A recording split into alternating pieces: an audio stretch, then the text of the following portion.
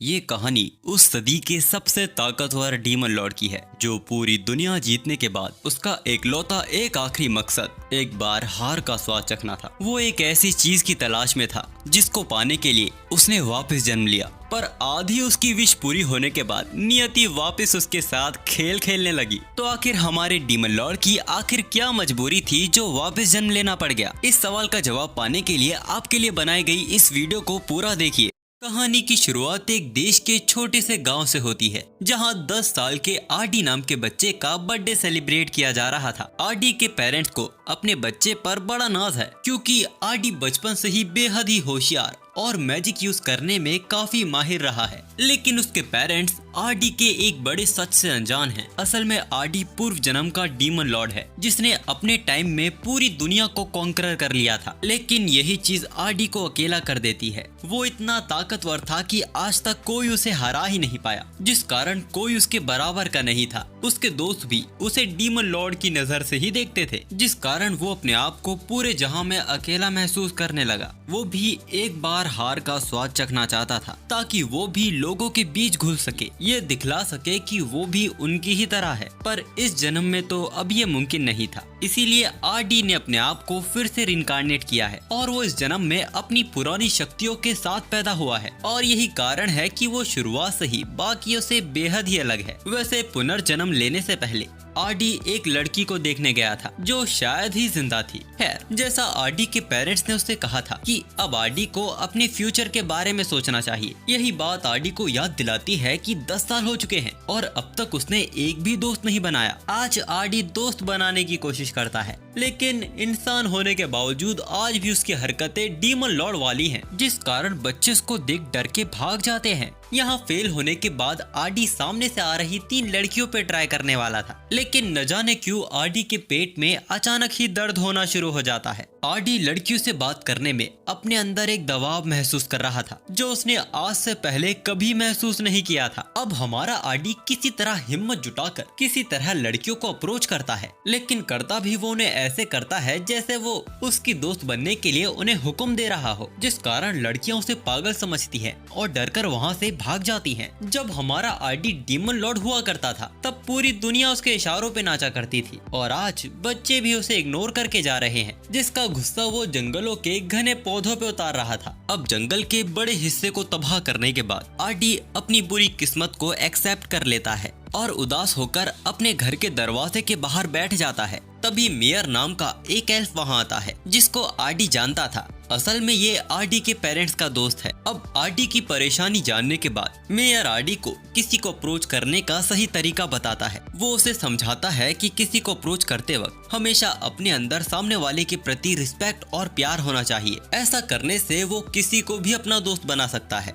अब ये बात जानते ही आरडी वापस विलेज निकल जाता है नए दोस्त बनाने के लिए। आरडी के पेरेंट्स मेयर को शुक्रिया अदा कहते हैं उसको सही रास्ता दिखाने के लिए और उसे चाय के लिए अंदर इनवाइट करते हैं। यहाँ आरडी फिर से उन्हीं बच्चों से बात करने की कोशिश करता है जो उसे पहले देखकर भाग गए थे, और इस बार भी आरडी नादानी में ओवर एक्टिंग कर देता है, जिस कारण वो फिर से भाग जाते हैं। अपने आप को फिर से नाकामयाब पाकर आरडी को इस पूरी दुनिया को खत्म करने का ख्याल आ रहा था। तभी कुछ मॉन्स्टर्स उस पर हमला कर देते हैं, पर इन्हें मारना उसके लिए चुटकियों का खेल था। वैसे आरडी को अपने गुस्से को शांत करना होगा, क्योंकि अगर उसे आम लोगों की जिंदगी जीनी है तो वो ऐसी कोई नादानी नहीं कर सकता। तभी आरडी को कहीं से किसी लड़की के चिल्लाने की आवाज आती है। आरडी उड़ते हुए वहां पहुंच जाता है जहां से वो आवाज आ रही थी। वहां एक लड़की खतरनाक व्हाइट वुल्फ का सामना कर रही थी, लेकिन देखने से तो यहाँ ऐसा लग रहा था कि उस लड़की की जगह वुल्फ यहाँ गलती से फंस गया हो। आरडी उसको छिप के देखने लगता है, पर वो लड़की आरडी को नोटिस कर लेती है और उसे देख घबराने लगती है। आरडी उसकी तरफ बढ़कर उससे दोस्ती करने की कोशिश कर रहा था,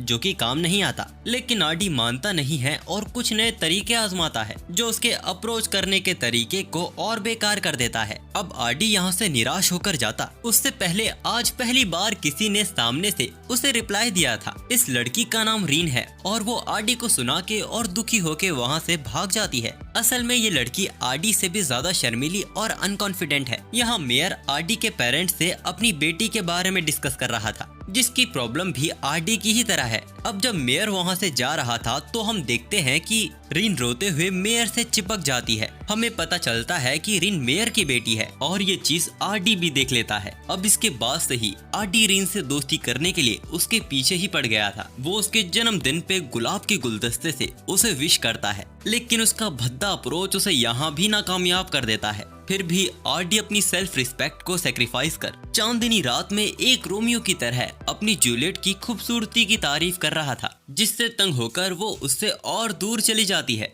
अब घर वापस आकर आरडी अपने नोट्स चेक कर रहा था, जिसमें उसने रीन को अप्रोच करने के टिप्स लिखे थे, जो इनमें से न जाने क्यों कोई काम नहीं आ रहा था। आरडी बस यही सोचे जा रहा था। तभी आरडी को एक साथ कई लोगों के चिल्लाने की आवाज आती है। हम देखते हैं कि गांव पर गॉब्लिन्स का हमला हुआ है। आरडी बाहर जाकर देखता है कि उन 3 लड़कियों के पीछे गॉब्लिन्स लग गए हैं। आरडी यहाँ अपने मैजिक का यूज करने वाला था, पर उससे पहले उसके फादर ही ने संभाल लेते हैं। आरडी इस अफरा तफरी के बारे में कुछ जान पाता उससे पहले उसे पता चलता है कि रीन अब तक घर वापस नहीं लौटी है, और इसकी वजह भी आरडी ही तो था। उसके ही कारण रीन जंगल के और अंदर चली गई थी। आरडी उसे बचाने के लिए तुरंत वहाँ से निकल जाता है। वैसे मेयर इस बात से अनजान था कि आरडी उड़ भी सकता है।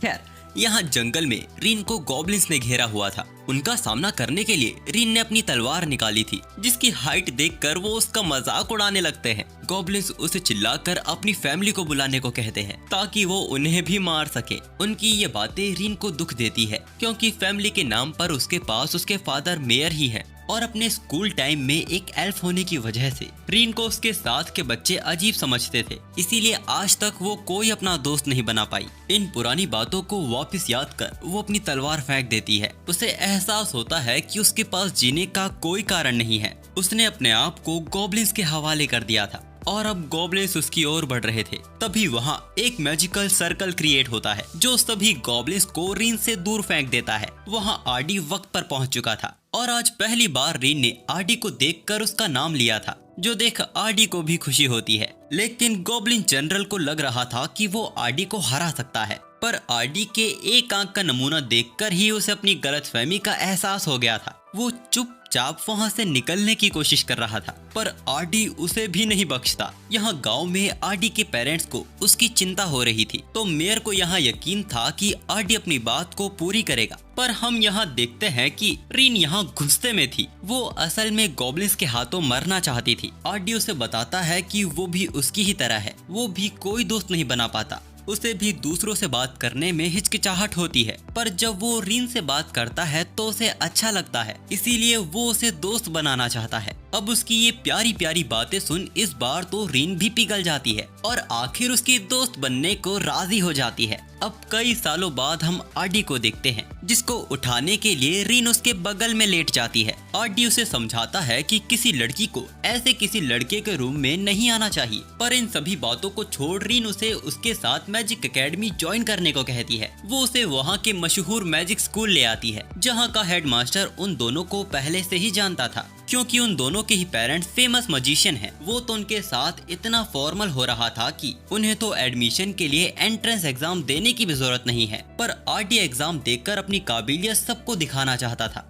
अब कुछ देर बाद जब रिजल्ट अनाउंस होता है तो रीन तो अच्छे नंबरों से पास हो गई थी, लेकिन आरडी बेचारा 1 मार्क्स भी स्कोर नहीं कर पाया था, पर फिर भी वो पास हो गया था। आरडी को लग रहा था कि कोई उसके साथ मजाक कर रहा है। तभी हेडमास्टर वहाँ आते हैं और हमें पता चलता है कि आरडी को 0 मार्क्स इसीलिए मिले हैं क्योंकि उसने कोई सवालों का जवाब सही नहीं दिया था। पर 0 लाने के बाद भी वो पास हो गया, क्योंकि उसने जिस तरह सवालों का जवाब दिया था वो तरीका हेडमास्टर को काफी पसंद आया। अब इसके बाद हेडमास्टर वापस आरडी के पेरेंट्स की वाहवाही करने लगते हैं। वो सबको बताते हैं कि किस तरह आरडी के पेरेंट्स ने एक विशालकाय ड्रैगन से गांव को बचाया था, और इस तरह आरडी पूरे स्कूल में पॉपुलर हो जाता है और उसकी नॉर्मल लाइफ जीने की विश टूट जाती है। वैसे इस बीच एक लड़की आरडी को छिपके देख रही थी। वैसे एडमिशन मिलने के बाद अगर एक तरफ रीन बहुत खुश थी, तो वहीं आरडी को चिंता थी कि क्या वो लोगों के बीच घुल भी पाएगा। और हाँ, वो इस बात से भी अनजान था कि उसके पेरेंट्स हीरोज रह चुके हैं,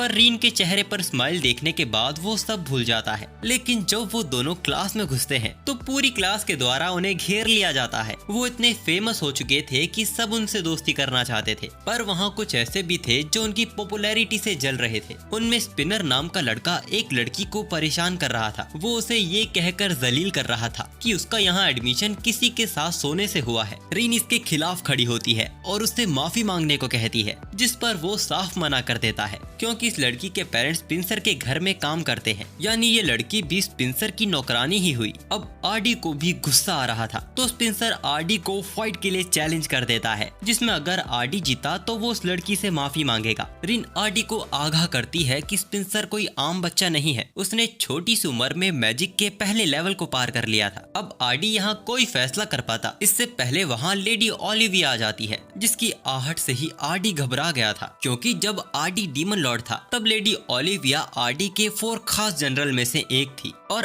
अब उसे डर है कि कहीं ओलिविया उसको पहचान न ले। वैसे ओलिविया इनकी क्लास टीचर है और उन्होंने इनकी बातों को सुन लिया था और वो उन्हें फाइट के लिए परमिशन भी दे देती है, जिसके बाद हम उन दोनों को बैटलफील्ड में देखते हैं। यहाँ आरडी को ध्यान देना होगा कि उसे ये फाइट ओलिविया की नजरों में आए बिना जीतनी होगी। तभी स्पिंसर आरडी को नीचा दिखाते हुए उसके ऊपर हाई लेवल का फायर मैजिक यूज करता है, जो कि रीबॉर्न डीमन लॉर्ड के लिए हवा का झोंका जैसा था। उसका ये हाई लेवल का मैजिक आरडी की प्रोटेक्शन वॉल पे क्रैक भी नहीं ला पाता। स्पिंसर को भी एहसास हो गया था कि वो बैटल को कुछ ज्यादा ही हल्के में ले रहा है, इसीलिए अब वो अपने 2 स्पेशल अटैक एक साथ आरडी पे करता है। पर आरडी की प्रोटेक्शन वॉल उसे इजीली इग्नोर कर देती है क्योंकि वो कोई स्पेशल अटैक था ही नहीं, वो बस एक नॉर्मल फायर मैजिक था। तो अब आरडी उसे दिखाता है कि असली फ्लेम अटैक कहाँ किसे जाता है, जिसको स्पेंसर झेल नहीं पाता और अपनी हार स्वीकार कर लेता है। उसने उस लड़की से माफी भी मांग ली थी,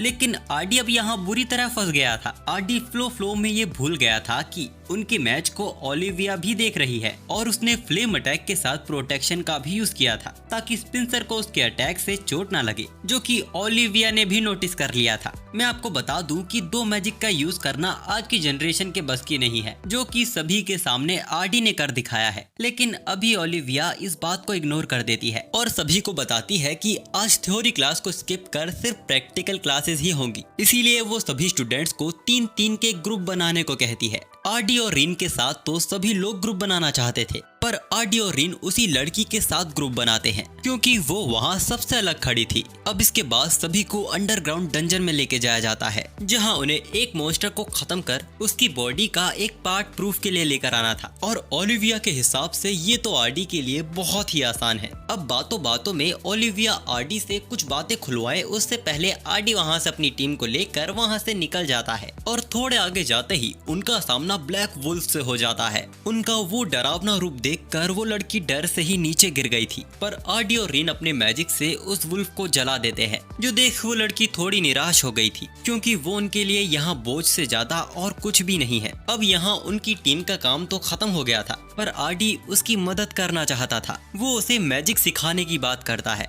जिसके लिए वो पहले तो मना कर देती है, लेकिन रीन के समझाने पर वो मान जाती है। आरडी उसे मैजिक करने का सही तरीका करके दिखाता है, जो कि कोशिश करने के बाद भी उससे नहीं हो पाता, जिससे उसकी सोच अपने लिए और भी नीचे गिर जाती है। इस लड़की का नाम जेनी है और इसके लो कॉन्फिडेंस के पीछे इसके बुरे पास्ट का हाथ है। असल में शुरू से ही स्पिंसर और उसके साथियों ने कभी जेनी को आगे बढ़ने ही नहीं दिया। वो उनके द्वारा हमेशा से बुली होती आ रही है, इसीलिए आज उसकी सोच भी अपने लिए ऐसी ही हो गई है। तो आरडी उसकी मदद करने के लिए वो उसे आसान और ताकतवर मैजिकल स्पिरिट सर्कल बनाना सिखाता है, जिससे वो सामने से आ रहे वुल्फ को जला देता है। वैसे आज पहली बार रीन ने कोई ऐसे मैजिक को देखा था, क्योंकि इस मैजिक को आरडी ने ही बनाया है, जो कि कोई आम बात नहीं है। उसके इस कारनामे पे दोनों को यकीन नहीं हो रहा था। वैसे जेनी इस मैजिक को यूज कर पा रही थी, जिससे उसका कॉन्फिडेंस थोड़ा बढ़ गया था, पर अचानक उनके पैरों तले जमीन खिसक जाती है और वो लोग डंजन बॉस के इलाके में आ जाते हैं। यहाँ का डंजन बॉस बहुत ही ताकतवर और डरावना था,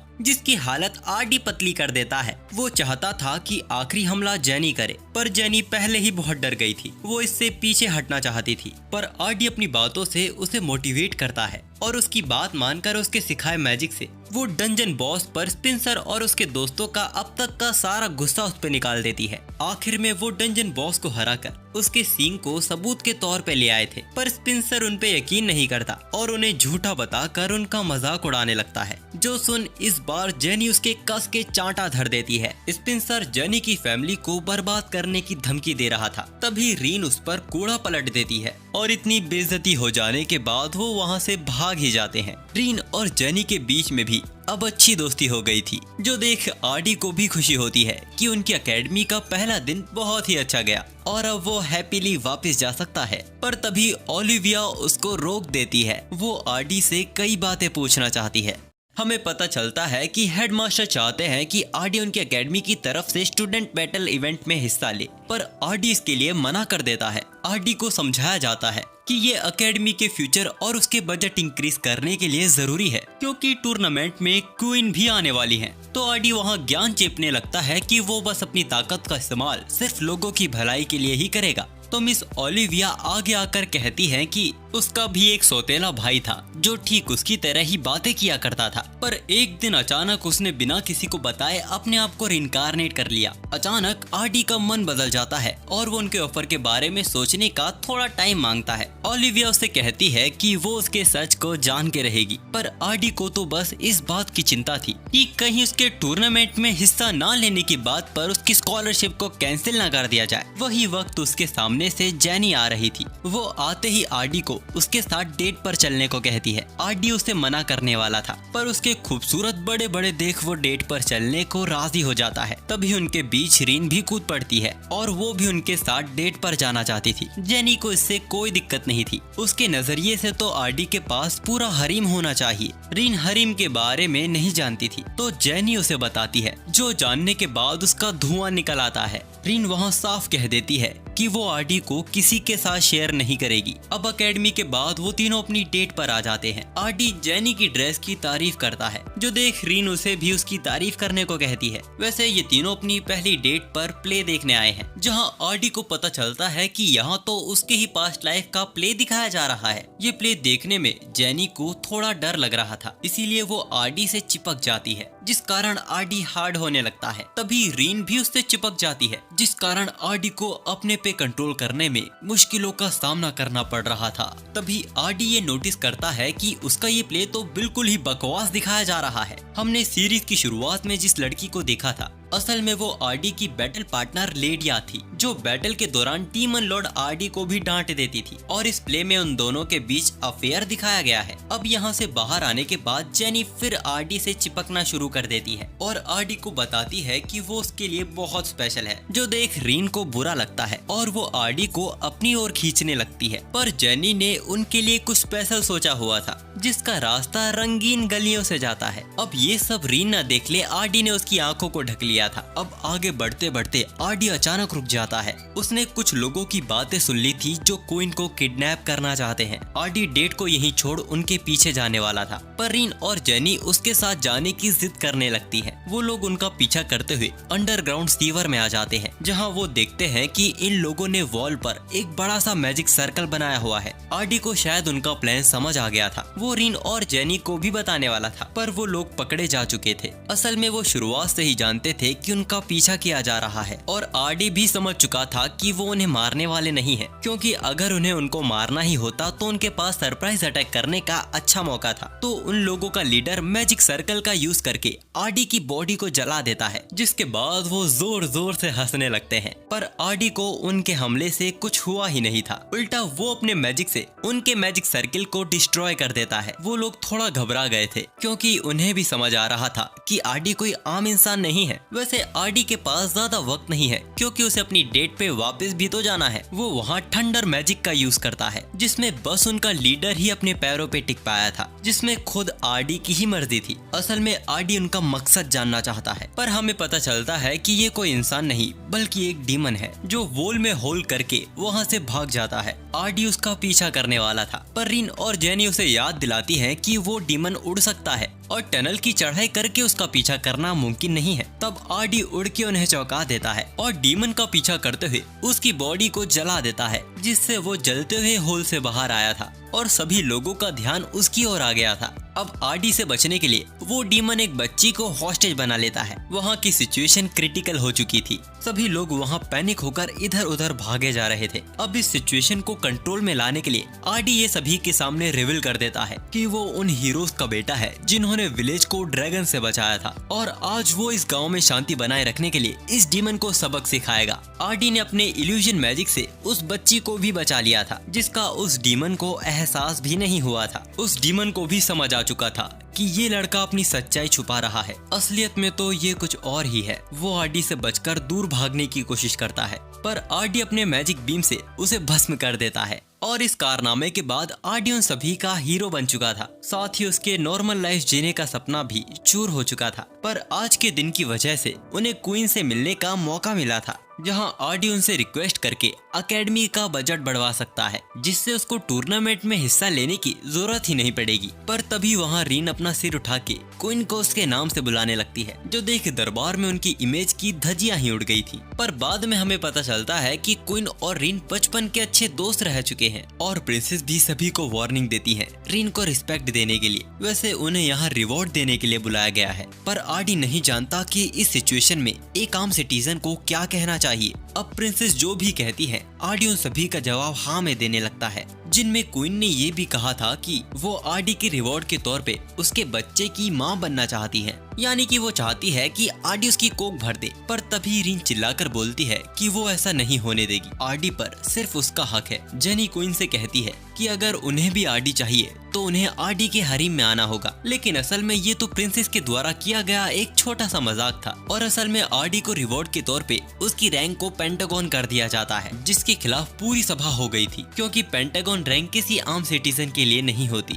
आरडी को भी ये नहीं चाहिए था। वो रिस्पेक्ट के साथ क्वीन को बताता है कि वो बस चाहता है कि उसकी एकेडमी के बजट को बढ़ा दिया जाए। अब आरडी की ये बात प्रिंसेस को और भी इम्प्रेस कर देती है कि आरडी अपने बारे में न सोचकर सभी की भलाई के बारे में सोच रहा है। वो इनाम के तौर पे उसे पेंटागन रैंक के साथ उसकी एकेडमी के बजट को भी बढ़ा देती है। अब यहाँ वापस इस पर विवाद ना हो इसीलिए उन्होंने कुछ शर्तों को भी तय किया था, जो कि आरडी को क्वीन की शैडो आर्मी को ज्वाइन करना होगा जो कि क्वीन की स्पेशल आर्मी थी। इसके बदले में रीन की रैंक को भी पेंटागन कर दिया जाता है। साथ ही रीन के कहने पर जेनी को भी ट्रायंगल स्टेटस दे दिया गया था। पर इन सभी से आरडी खुश नहीं था क्योंकि वो जितनी नॉर्मल लाइफ जीने की कोशिश कर रहा है उसके लिए चीजें उतनी ही मुश्किल होती जा रही हैं। यहीं दूसरी तरफ हम उन्हीं लोगों को देखते हैं जिनके पास इस बार अपना एक नया लीडर था, पर वो भी जान चुके थे कि आरडी का सामना करना उनकी बस की बात नहीं। पर उनके पास भी एक ऐसा मॉन्स्टर है जो पूरी दुनिया को हिलाने की ताकत रखता है, बल्कि वो पूरी दुनिया को तबाह कर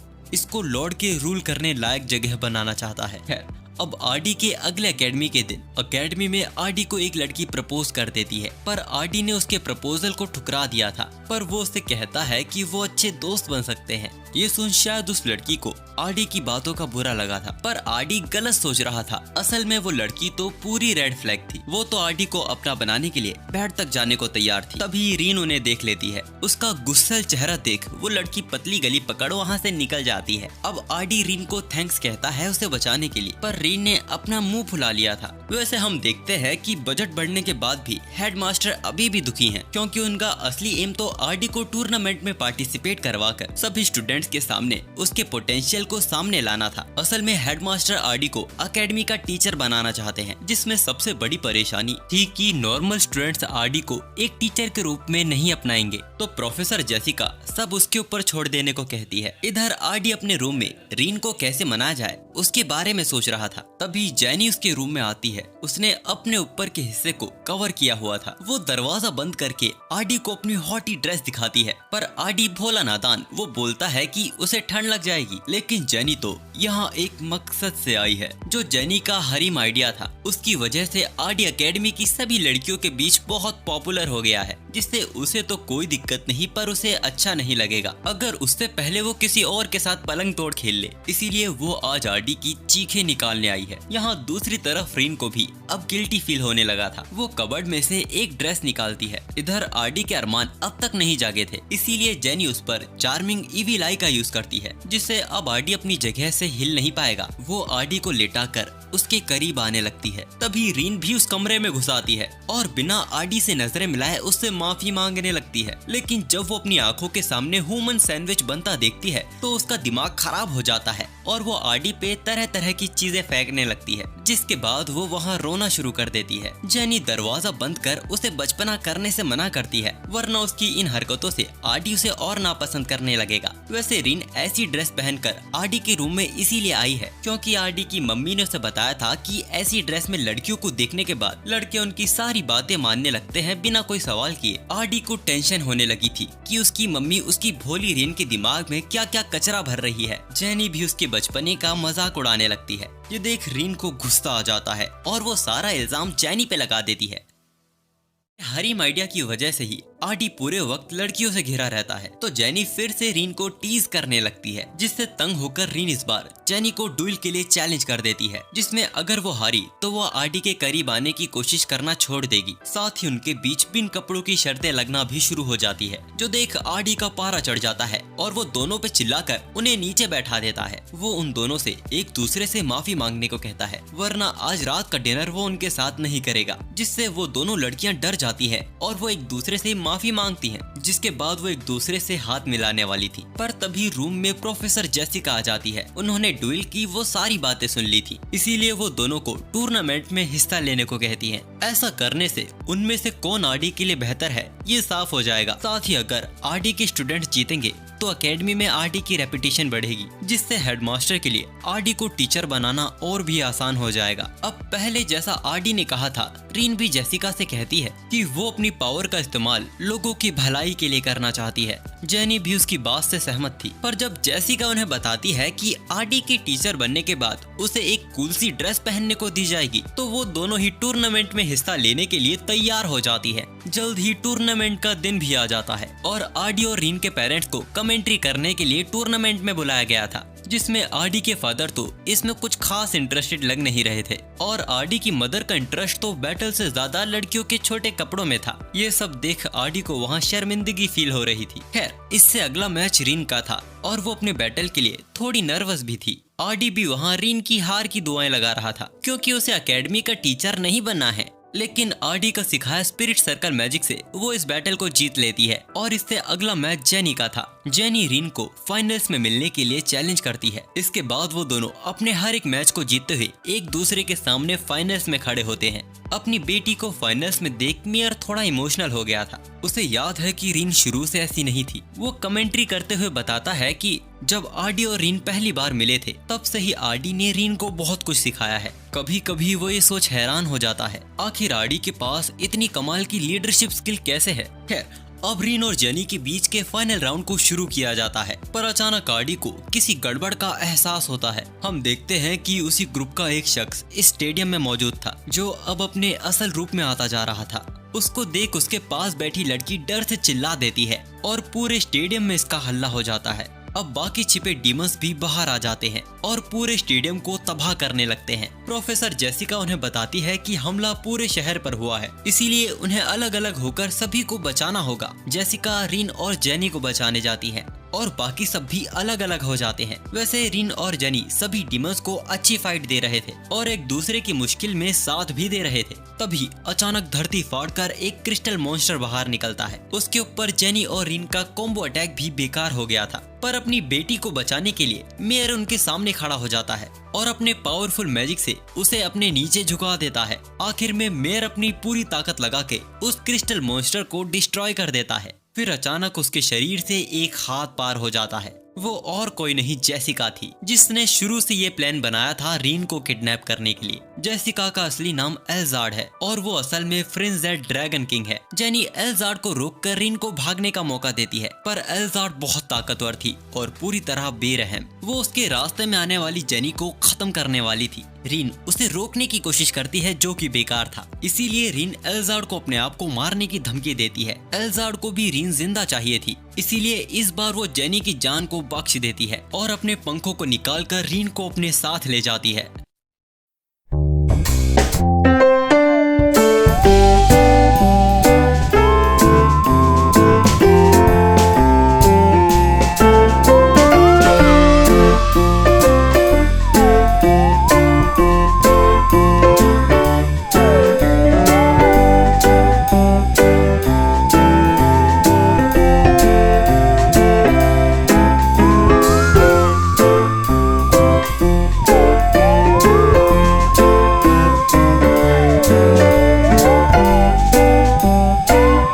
है।